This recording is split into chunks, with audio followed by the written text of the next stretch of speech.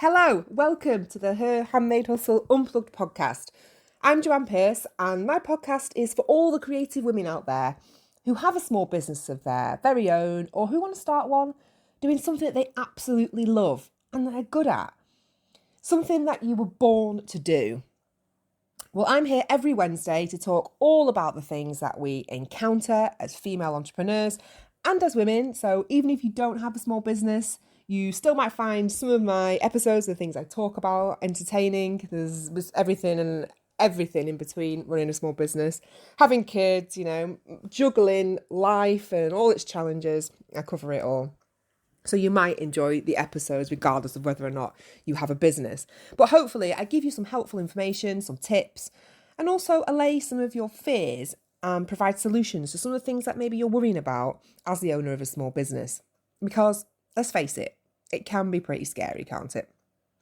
And it's really nice to know that you're not alone on the journey, because we don't have that luxury of colleagues sat at a desk next to us, people we can share a brew with or tell them how our weekend was, moan about the kids or the husband, etc. You know what I mean. No, we fly solo. In fact, one of the lovely ladies who listens to my podcast every week, she messaged me the other day to say how much she enjoyed them and that she felt like I was in the same room as her, having a chat and a brew. I mean, how nice is that? It made my day, and it's exactly how I want my podcast to feel. So that made me so happy. Thank you, Julie, if you are listening. It really did mean a lot to get that message. So we're talking today about copycats. Yes, we are onto you. I think with us being creatives, it's something that we all strive for as businesswomen, is to be original. We all want our work or our services to be the ones that stand out from the crowd, where people see something that we've designed or whatever and they go, yeah, that's it. I recognise that style. There's no other like it. It's definitely, say, Vintage Tree. That's my handmade stationery business. I want people to know that that's my work and my style and to recognise it. And actually, it's almost critical to creatives to have that original style, because it's what defines the industry that we work in. I mean, when you look at it, you look it up in the dictionary, it's the actual definition of the word creative. It means relating to or involving the use of the imagination or original ideas to create something. I mean, it's all there, isn't it? It's actually the definition of what we do. Our actual success depends on how original we can be. So I thought today we could talk about what we do when someone comes along, it could be intentionally, it could be unintentionally, and threatens that originality by imitating our work. So we're going to be looking at the challenge of staying original in whatever it is that you offer or you do, because it's hard sometimes with pressures like conforming to current trends and what's popular. Like, we see stuff on social media all the time and we feel like we have to jump on the bandwagon and do what everybody else is. And sometimes you don't even know if your work is similar to someone else's. You could be doing it, you could have come up with an idea that's absolutely fabulous, you love it, but you don't know if someone else has done it and it looks the same or it's very, very similar. And that's completely unintentional. And it can be worrying and it can play on our minds. So I'm going to be giving you some tips on what you can do to deal with copycats, how to spot if your work or idea has been stolen, and ways that you can approach any cases of what we're calling idea theft. I'm also going to be chatting about the ways you can make sure that you maintain your originality and things you can actually do to exercise your creative muscles and your mind so that you're never short of ideas and you never feel the need to go snooping around your competitors' social media accounts, screenshotting their bestsellers. We've all done it, haven't we? And of course, I'm going to be giving you some practical tips to help you monitor these copycats. I've had a lot of experience dealing with them, so I've got a few techniques under my belt that I want to share with you should it ever happen to you, or maybe it is happening to you at the moment. So let's go, let's do this. Okay, copycats, they are everywhere, aren't they? They're silently preying on us creatives, like stealthily hiding in the shadows and observing our every move. We unwillingly go about our everyday business. We're happily designing some amazing products or putting together some services that have been born from our imaginations. And that is the key word, that it's ours. They are the product of our brains, of our fingertips, of our hearts. And they are the result of, no doubt, many sleepless nights, lots of trial and error, and perhaps endless market research and conversations with people that we know, our friends, our poor family who have to listen to us go on and on about ideas, our existing customers. We ask them, what do you think? Do you like it? What don't you like about it? Would you buy it? What should I change? You might have spent weeks or even months refining your product or your service offer and getting it just right before you put it out there for the world to see. It makes you so vulnerable, doesn't it, when you put a new idea out there, because all of a sudden it's available. Not just the people who want to buy it, but it's the people that want to steal it as well. And, this idea of yours, it might have come to you one night at 2 a.m. Mine always do. And you've got up the next, or maybe if you've got up the next day and you develop the product in less than 24 hours. It doesn't matter how long it's taken you, it's yours. So it doesn't matter how it came about. It came from your mind and your imagination, and therefore it belongs to you. And this is why it hurts so much to a creative person when they see their idea and their work being obviously copied by a complete stranger. It feels like they've literally just reached inside your brain and helped themselves to a piece of your imagination, doesn't it? It's total idea theft. When I think of this, actually, I always think of the BFG. When he creeps around at night in that cloak and he's hiding in the shadows and he reaches into the window and he just steals poor little Sophie from her bed. Except the copycats that we're talking about, they aren't actual genuine souls like the BFG. He's kind, isn't he, underneath all that? He's just trying to do a good deed. But these copycats, they're more like those other giants, what they called again, the child chewer, the bone cruncher. They're the ones that travel around in the day, trawling social media for ideas to steal. They're going back to their caves at night and they're chewing up these wonderful, unique ideas that someone's come up with. And then they're spitting them out again as cheap but totally recognisable imitations of the original piece that they greedily digested. And without a second thought to who they were stealing it from. And that's the annoying bit. You can obviously tell that it's happened to me. Bitter? Me? No, of course not. Well, the truth is, it's happened a few times. And if you're someone who designs, creates, or serves others with your skill, no matter what it is, the chances are that you've either come across it as well, or if you haven't, you probably will do at some point in your business journey. And it was always something that upset my mum with me. She used to say all the time, I remember her from quite early on, she used to say, "I'm sick of everyone copying you, Joanne. You've had it all your life." And she was referring to when I was at school and people used to steal my homework and copy it. Oh, God, if they'd only try that with 40-year-old me now, honestly, I'd have something to say to them. And it happened when I started Vintage Twee as well. And I came across numerous occasions when people had taken one of my unique products and they'd literally reproduced it or tried to. And they tried to make the same thing. Except it really did look like shit. Like my 4-year-old had done it. So I wasn't that bothered. But I'll give you an example. I make these rosettes. Excuse me, these really pretty rosettes for hen parties. And I make them out of vintage music paper. And they've been one of my best sellers since I started the business. And always done really well.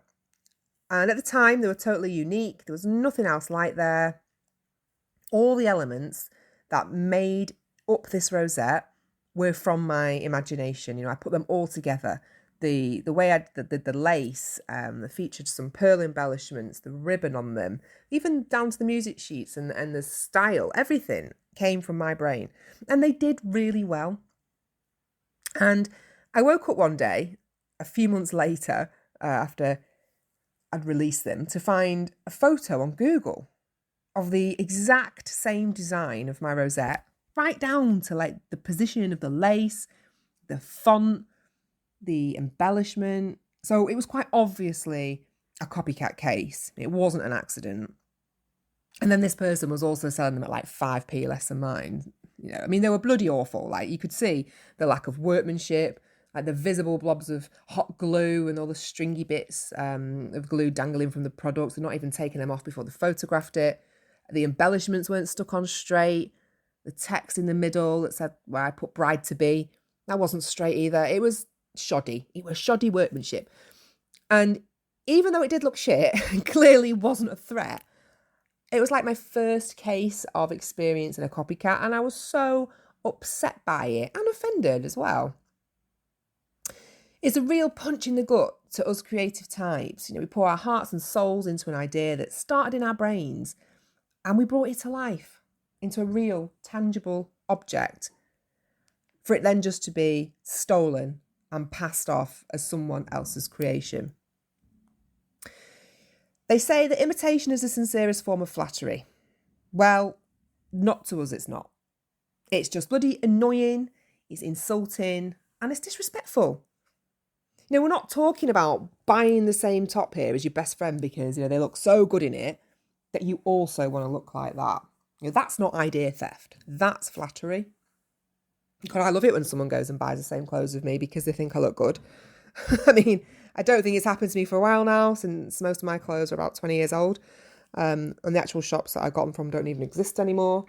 So I'm not at risk of that. But, it's not the same. And it's most definitely not flattery, and it's not okay when somebody steals your work.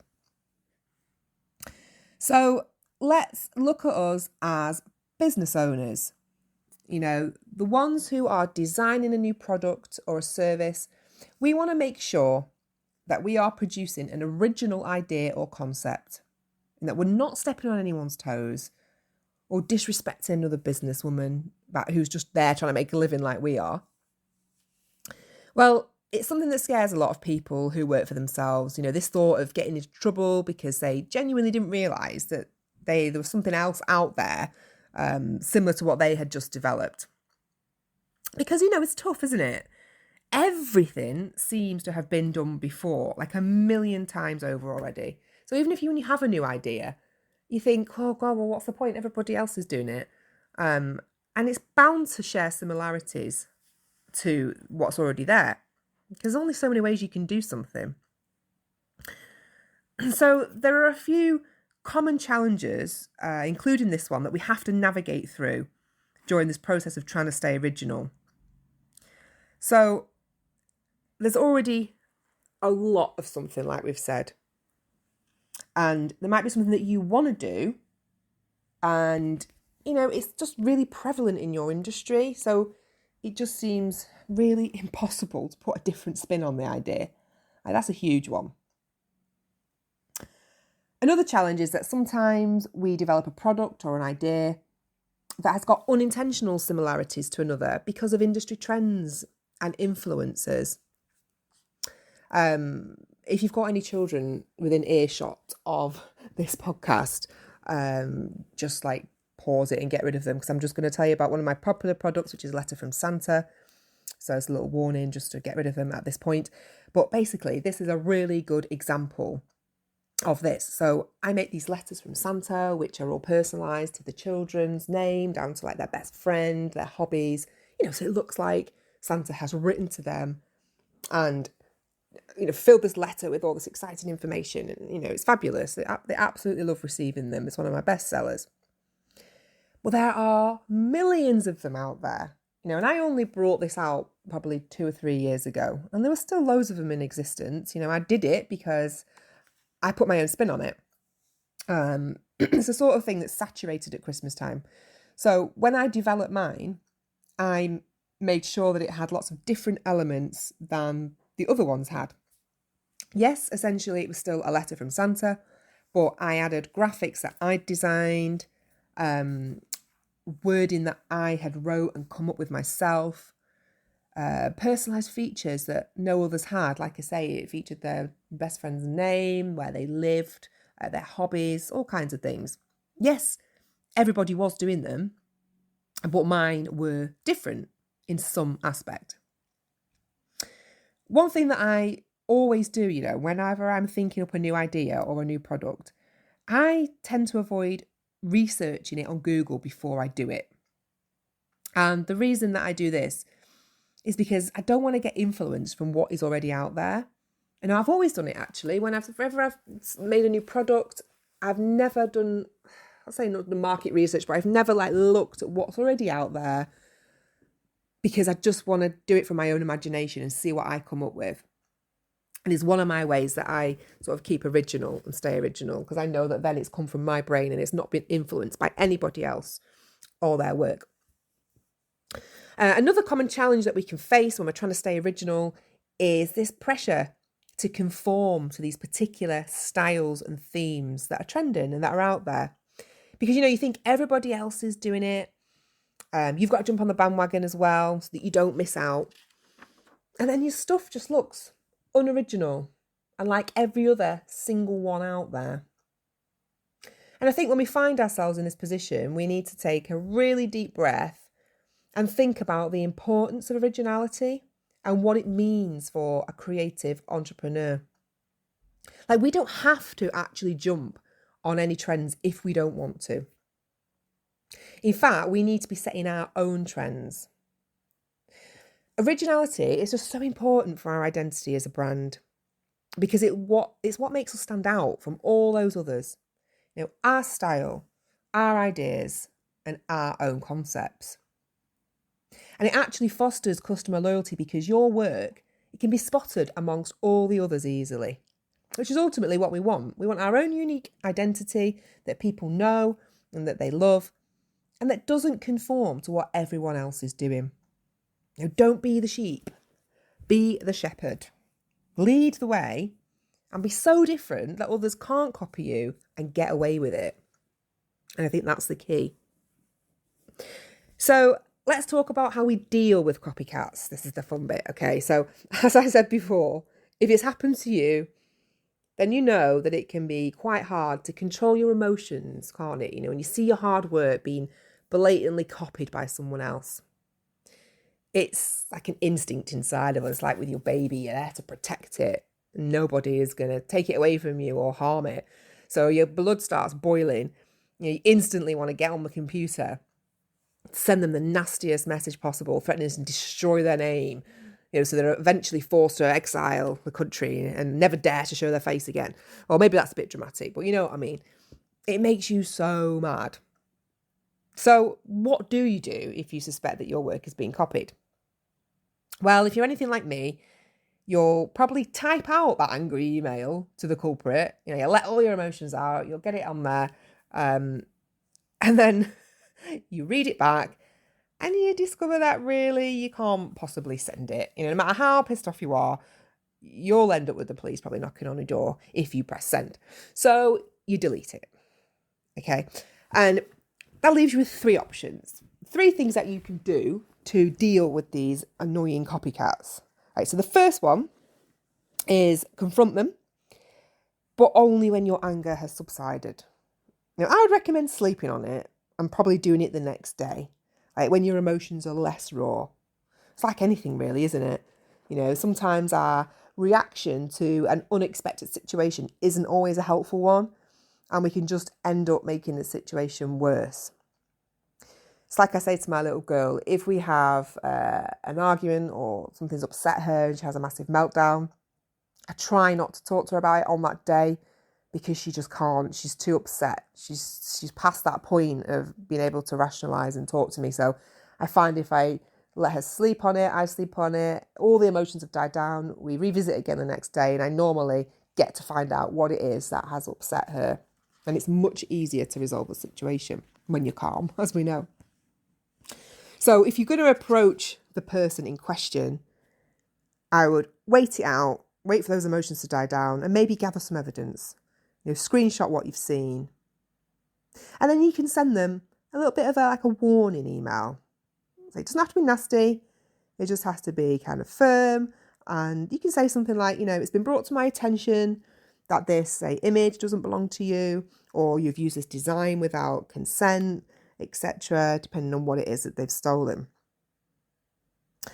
And then I would ask them whatever it is that you want the outcome to be. So, for example, if you want them to take down the image or remove an item from their shop, rename it if they've stolen the name, or you want them to buy a commercial license to sell your design, whatever, I would ask them for that outcome.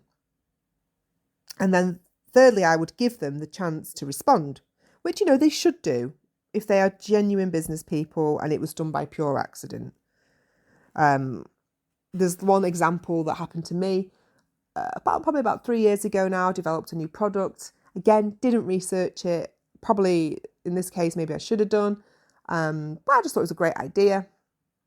And I came up with this product that I put on Etsy. And I think it was on for about a month or so. And I get this heart-stopping email from Etsy saying there's a case of copyright infringement, one of my products. And it was a message, I think I got a message from the seller just saying, you've stolen the name. And I didn't realise that the name of what I called the product was trademarked. I thought I'd just come up with it. Thought it sounded good. But anyway, so yeah, I obviously got onto it straight away, messaged the seller back, apologised profusely, honestly, genuine mistake. And then I didn't remove the product because the idea wasn't copyrighted, it was just the name, and I just changed the name. Anyway, she was lovely. She replied to me and she just said, oh gosh, please don't worry, it's absolutely fine. We just have to keep an eye out because we've trademarked the name and we get a lot of copycat cases. So she was really lovely about it, but she could see that I was genuine, and it was an accident. And that's how it should be. So I would give them a few days, and if they respond, great. You're most likely going to get it sorted and you can move on. If they don't answer you, it's a little bit of a different story, really. It's a bit more difficult, but you can maybe send them another message, maybe try different means in case they genuinely just didn't get the message or the email. Or you could report them if you can to, say, the platform they're selling their product on, like Etsy or Facebook. If they're selling it via their own website, realistically, there's not really much you can do apart from sending more of an official or stern email, perhaps try and telephone them, stating that you'll have to use legal action if they don't remove the item in question from their website. I mean, you're probably not going to start a legal case against them, to be honest. Because let's face it, you probably have beans on toast for your tea most nights, so you can't really stretch to getting a lawyer involved. But most of the time, the mention of the words legal action, it's enough to scare them. And you'll most likely find that they'll do as they're told, and they'll not take that chance that you aren't secretly Erin Brockovich on a one-woman mission to justice. Honestly, I'm not sure what you do if they don't get back to you because, or they don't back down, because they always have in my case. I can't really give any advice on that, but you just have to take it as it comes and see what happens. So the second thing you can do, so you can confront them, as we've said. The second thing you can do is you could ignore them. Do nothing. You could hope that it's an isolated incident by maybe an inexperienced person who just didn't realise that you can't actually take someone's idea and call it your own. Because believe it or not, there's some people out there that don't realise. They have no idea.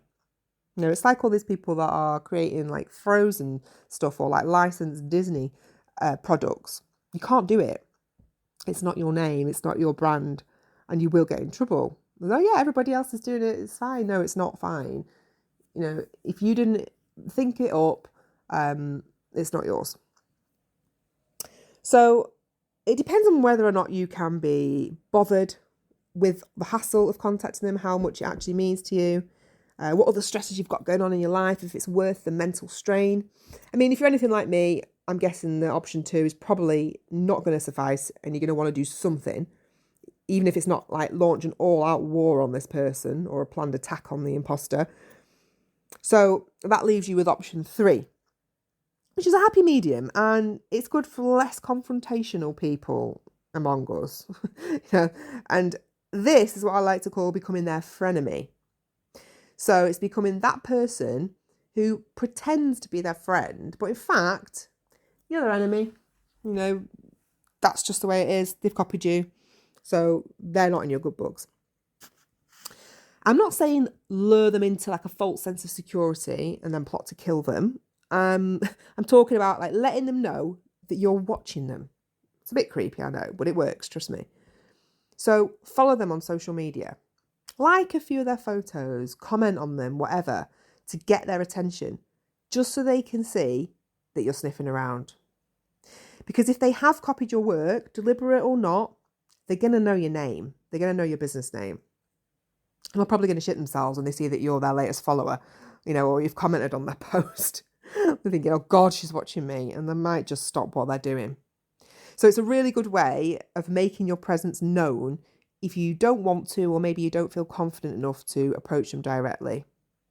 Or maybe you're just not 100% sure if they have taken too much inspiration from you and you just want to wait it out and see what else they come up with. I've done it before with a girl on Etsy who blatantly copied my cupcake toppers, one of my best sellers, right down to the actual cardstock I used, the font I used, and the wording. Like, it was identical. The only thing she did was stick a bow on the opposite side, which looked stupid. So she actually shot herself in the foot.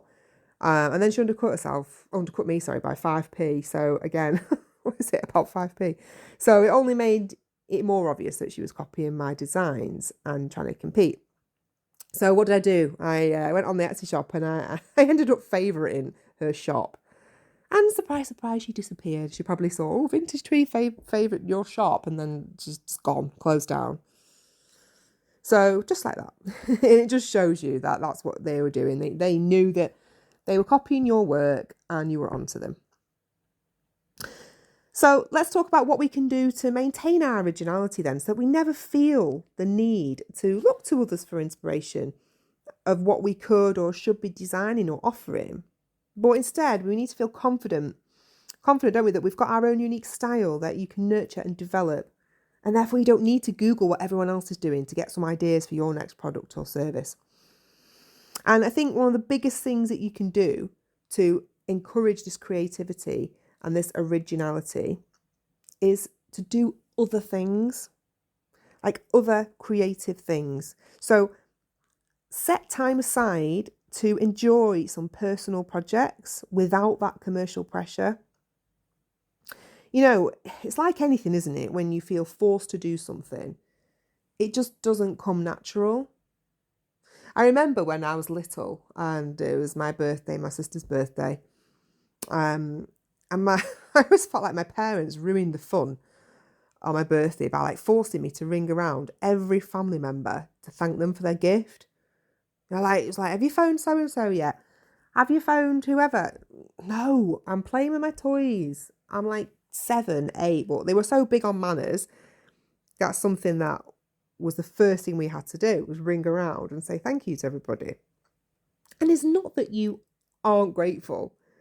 It's just that you were playing and you'd rather do it the next day when you don't feel pressured and you can have a natural and meaningful conversation with that person to say thank you.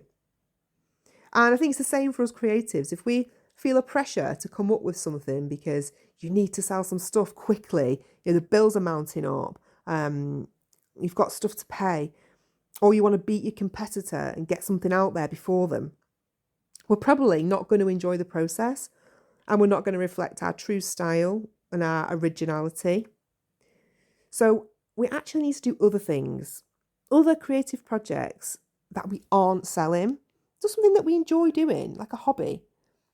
Because sometimes that's how new, original ideas are born. And it's really important that we flex those creative muscles regularly to keep our work unique and fresh. And, if you do decide that you want to jump on the bandwagon with a trend, just make sure it's because you actually genuinely feel like it could fit with your brand. If it does, great. Do it. And then just make sure you add your own original twist to it. It's about balancing these trends with your own authenticity, I think, and only producing something that feels like you. I've made loads of things before because I've seen that the theme is popular, but they just didn't fit with Vintage Tree. I think my biggest flop was these bloody leather keyrings that I started making. Don't ask me why on earth I started making leather keyrings, right? I'm a stationer, I do paper stuff. Because I still don't know to this day why I did it, right? And I've still got a drawer full of leather that I spent 50 quid on. And I've got about 1 billion keychain things in my office in a drawer as well. And I think I only sold one. And that was the lady who sold me the leather. It was a pity purchase. Anyway, you get my drift, right? If you're a stationer by trade like me, don't sell key rings.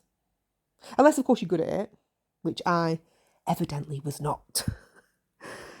So, before we finish today's episode, let's look at some actual practical things that you can do to deter the copycats and make sure that you protect your work, your hard work, your imagination, your brain, you know.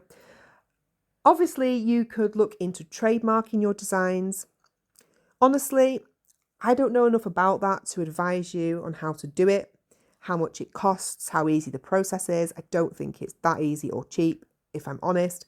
But maybe that's another podcast episode, and I could see if I can get a legal expert on intellectual property to come in and give us, the most simple, jargon-free explanation of how it all works. Just an idea. It might be quite helpful to people. But aside from going down that route, which is going to be costly and time-consuming, there are a few other things that you can do to protect your work and your brand. So I think probably the easiest one to do, first of all, is to do some social media monitoring for copycats, okay? So regularly checking like image-heavy platforms like Instagram, Pinterest, just to keep an eye on particular people or companies. Maybe there's people that you suspect or not. But you can even follow certain hashtags related to your industry and what you do, just to give you more of a chance of like catching anything that could potentially be an attempt at copying your work and your designs. Another really useful thing you can do, you can use tools such as Google Images, and you can do something called a reverse image search. And this is basically where you can use Google to look for related images to ones that you have. Say of your products or anything like it. And you can find other images that look like that image. So, when you go on Google and you open up a fresh web page, there's a little tab at the top. You can search all or you can search images. So if you click on Google Images, you'll see on the search bar, there's a camera. Now, you can either paste a URL into the search bar and it will look for images that are similar to what's in that image, or you can upload one from your hard drive or your mobile phone, wherever, or you can drag it into the search box. And Google will find other pictures that share similar features to yours, which can potentially identify any copycats. It's so clever. And I think number 3, one of the most effective ways to monitor for copycats, is totally free, and probably the best way really, is to have yourself a patrol of people, like followers, fans, friends, family, whoever. A solid community of people looking out for you and reporting back any untoward activity. Because, once you've got this loyal tribe behind you, it deters copycats like you wouldn't believe. And it serves you well, trust me. It actually happened to me with a colleague who spotted a photo that she took, and I had it on my website with permission because we worked together. And it was for my I Do cupcake toppers again, in one of her cupcakes. So she'd taken the picture. It was beautiful. I asked her if I could use it on my website to illustrate how to use my product. She said, yep, it's fine, absolutely brilliant, go for it. Anyway, this particular photo had appeared on a greetings card in John Lewis. So she'd emailed me straight away. I don't know how she found out about it, but she'd emailed me and she'd taken the photo. And she just said that basically she was dealing with it with this person, but this particular person had stolen a photo that wasn't hers, of a product that wasn't hers, created a, albeit beautiful greeting card from it, of course. It featured my toppers on it. And then she had the cheek to stick a name on the back and pitch it to John Lewis, who obviously loved it and started stocking it in their stores up and down the country. I mean, I made sure I went back and I bought this greeting card in John Lewis before her whole operation was shut down and all the cards were recalled. Because, I think I still got it somewhere, actually.